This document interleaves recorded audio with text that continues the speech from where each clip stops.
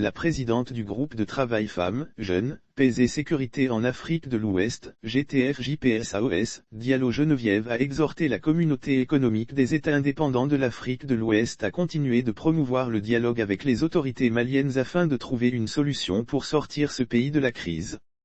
La présidente du GTF-JPSAOS a fait cette déclaration le lundi 17 janvier 2022 à Abidjan suite aux sanctions économiques et financières prises par les chefs de l'État de la communauté économique des États indépendants de l'Afrique de l'Ouest et de l'Union économique monétaire ouest-africaine, Union économique et monétaire de l'Ouest africain, à l'encontre du Mali, lors de leurs sommets extraordinaires tenus à Accra le 9 janvier 2022.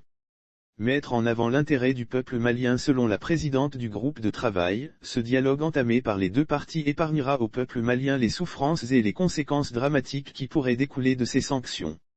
Elle a demandé à la communauté économique des États indépendants de l'Afrique de l'Ouest, à l'Union économique et monétaire de l'Ouest africain et au Mali de mettre en avant l'intérêt du peuple malien dans leurs diverses interactions et décisions.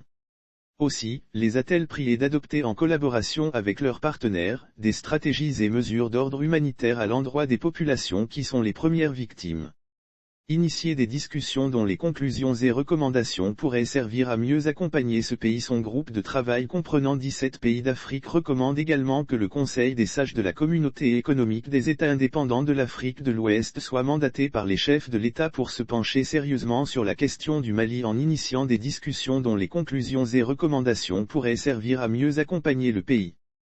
Lire sur le même sujet. Échanges commerciaux, les sanctions de la communauté économique des États indépendants de l'Afrique de l'Ouest durement ressenties au Mali et en Côte d'Ivoire. Madame Diallo a vivement recommandé l'inclusion significative des femmes et des jeunes dans les processus de médiation et de négociation pour une résolution holistique de la crise en tenant compte des aspirations de toutes les composantes de la société malienne. Sanctions de la communauté économique des États indépendants de l'Afrique de l'Ouest contre le Mali. Rappelons que les pays de la communauté économique des États indépendants de l'Afrique de l'Ouest avaient décidé de geler les avoirs maliens au sein de la Banque centrale des États d'Afrique de l'Ouest, Banque commerciale des États d'Afrique de l'Ouest, de fermer les frontières entre le Mali et les États membres de l'organisation.